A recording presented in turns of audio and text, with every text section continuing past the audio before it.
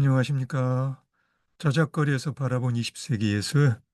지난번에 우리 1925년 버지니아 울프의 델러웨이 부인하고요. 델러웨이 부인하고 그리고 독일 신직물주의 작가들에 대한 이야기 했었죠. 오늘 이어서 계속하겠습니다. 위대한 예술은 마르지 않는 샘과 같다라는 말은 미국의 작곡가 에런 코플란드의 말인데요. 이 말도 일리가 있지만 앞에서 신직물주의 맥락에서 언급했던 독일의 작곡가 파울 힌데미트의 말을 인용합니다. 예술을 위한 예술보다는 차라리 음악은 음악으로 머물러야 할 것이다. 천재로서보다 수공업자로서 음악가가 필요하다. 양복과 구두가 필요할 때 수공업자가 있듯이 말이다. 예, 이런 맥락에서 19세기 중엽 윌리엄 모리스가 주도한 영국 미술 공예 운동의 연장선상에서 1925년 파리에서 개최된 현대 장식미술과 산업미술 국제전을 특징 짓는 스타일을 아르데코라 칭합니다. 19세기 말에서 20세기 초엽 흐르는 듯한 곡선을 좋아한 아르 누보 스타일과는 대조적으로 직선을 선호한 기하학적 형태는 대량 생산 수요에 적합한 양식이었음은 분명하겠죠. 대칭을 주로 하면서도 미묘하게 대칭에 변화를 주는 섬세함과 화려한 장식적 경향, 그리고 이국적 취향이 결합된 복합적인 디자인적 특성을 보이는 아르데코 스타일입니다. 이미 1903년에 콜로만 모저와 요제프 호프만이 오스트리아 비엔나에서 설립한 비엔나 공방을 위해 1906년에 요제프 호프만이 디자인한 주전자에서도 확인되는 그런 스타일인데요. 대략 1910년경부터 1930년경까지가 아르데코의 절정기였다 말해집니다. 미국의 건축가 알프레드 쇼의 시카고 머천다이즈 마트 건물이나 프랑스 에밀 자크 룰만의 가구나 실내 디자인, 러시아 태생 프랑스 디자이너 가상드르의 포스터나 서체 등이 아르데코를 대표하는 작품들이라 말할 수 있습니다. 그러면 아르데코의 작품들을 잠깐 볼까요? 예. 예. 이 주전자가 아, 조제프 요제프 호프만의 에, 에, 에, 차 주전자입니다. 예. 직선이 강조되어 있는 디자인이죠. 그리고 까상드르의 1925년 일간신문의 광고입니다. 대담하면서도 암시성이 풍부한 그런 디자인이라 할 수 있겠죠. 예. 그리고 룰만의 1926년 장인데요. 아주 미묘하게 대칭이 좀 약간의 대칭이 뭔가 깨지면서 그러면서도 장식적인 화려함이 돋보이는 그런 장이라고 할 수 있겠네요. 예. 그리고 이게 아, 1930년 시카고 머천다이즈 마트에 알프레드 쇼가 설계한 건물인데요. 어, 뭔가 단순한 듯 하면서도 화려한 느낌의 아르데코 스타일의 건물입니다. 그리고 1935년 피에르 바뚜의 건물 디자인입니다. 예, 대칭이 미묘하게 깨지면서 그러면서도 뭔가 세련된 어떤 화려함이 있는 그런 건물 디자인이죠. 예. 예, 이 디자인이 크라이슬러 빌딩의 내부 디자인인데요. 대표적인 아르데코 스타일의 건물이고요. 내부 인테리어 디자인이라 할 수 있는 그런 작업입니다. 예, 윌리엄 반 앨런의 작품입니다.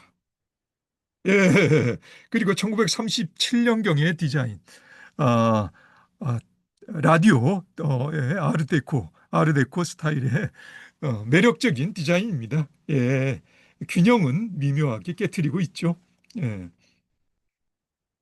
예, 예, 코코 샤넬의 의상 디자인도 아르데코에 포함시키고 있네요.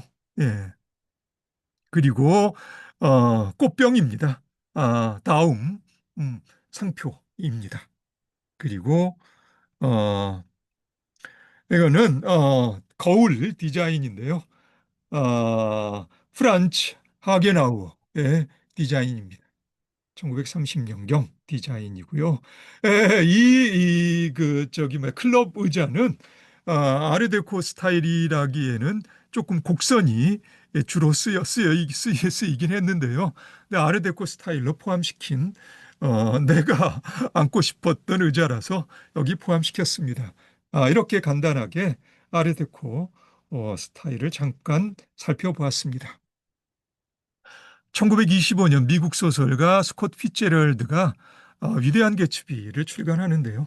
제1차 세계대전 후 미국의 경제적 호황과 그에 따른 저작거리의 소란스러운 욕망, 그리고 세속적 가치에 일그러지는 얼굴들을 효과적으로 그려내는 작품이죠. 헐리우드에서 여러 차례 영화화했는데요. 시대적 이치성으로 인해 특히 2013년 마크 앤서니 베즈 루어먼이 감독한 버전에서 아르데코 스타일이 배경에서 적절하게 잘 드러난다는 그런 평가를 받고 있습니다. 미국의 작가 거트루드 스타인이 20년대 미국의 물질 숭배와 진보적 이념에 대한 적대감을 피해서 유럽, 특히 파리에 머문 미국의 작가들을 가리키는 말로 잃어버린 세대, 로스트 제너레이션이란 표현을 처음 쓰기 시작한 걸로 알고 있는데요.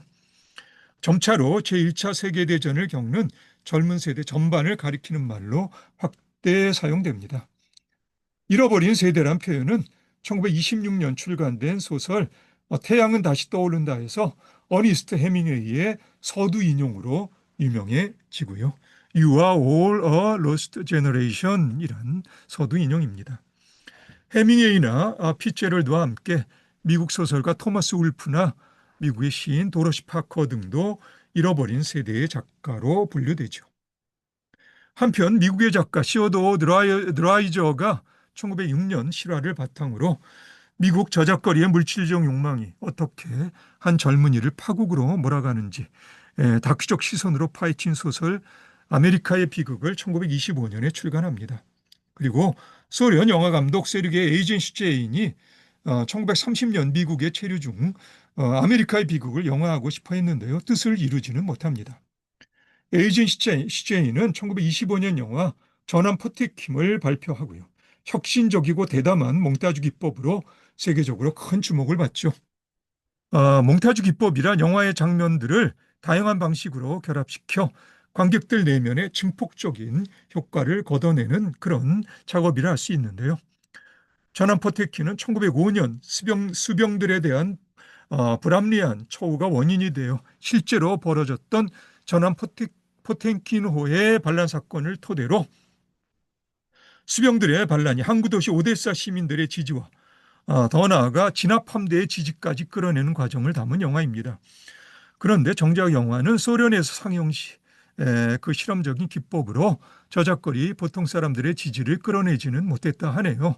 하지만 지금까지 20세기 영화사의 대표적인 작품 중 하나로 자리매김되고 있죠.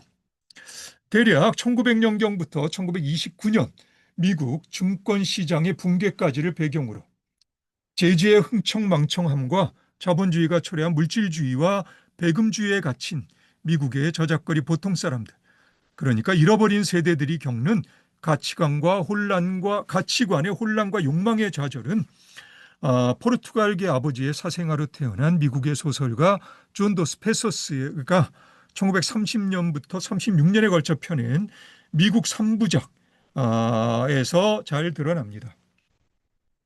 앞에서 언급한 거트루드 스타인의 작업을 특징 짓는 발빠른 영화적 스타일의 전개가 이를테면 몽타주 기법과 흡사한 방식으로 도스페소스의 작업에서도 확인됩니다. 도스페소스는 이 소설에 등장하는 12명 중심 인물들의 삶을 독특한 소설적 기법을 구사하며 따라가는데요. 먼저 도스페소스가 카메라의 눈이라 부른 실험적인 방식이 있습니다. 일쪽에서 세쪽 분량으로 모두 51개의 카메라 아이가 삽입되어 대문자나 구두점 없이 인물이나 사건을 속도감 있는 방식으로 묘사합니다. 두 번째는 68개의 뉴스릴인데요. 신문의 헤드라인이나 노래 가사 등을 이용한 신문 스크랩 스타일입니다. 그리고 세 번째는 발명가 토마스 에디슨이나 금융인 JP 모건 등을 포함해서요. 28명의 짤막한 초상화들입니다. 포트렛이라 부릅니다. 더 바디 오브 언 아메리칸, 한 미국인의 몸이란 부분은 존 도우라는 익명의 한 남자에 대한 초상화입니다. 존 도우는 익명을 의미하는 미국식 표현이죠. 이 초상화는 이렇게 시작합니다. 읽을 수 있겠어요? 예. 제1차 세계대전으로 인해 프랑스의 전장으로 보내져서 진을벌 속에서 눈을 감은 그 많은 익명의 존 도우들에 대한 아픔과 그들을 전장으로 내몬 권력에 대한 도스페소스의 분노가 건성으로 읽고 넘어가는 비인간적인 신문 기사의 문장을 띄어쓰기 없이 붙여버린 작가의 의도로 느껴지는 부분입니다. 그러니 이 문장을 읽으려면 공들여 열심히 정성껏 읽어야 하거든요.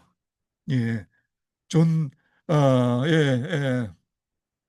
도스페소스의 마음이 느껴지시죠? 그리고 마지막 문장입니다. 대통령 우드로 윌슨은 전몰용사의 무덤에 양귀비 꽃 한 다발을 가져왔다.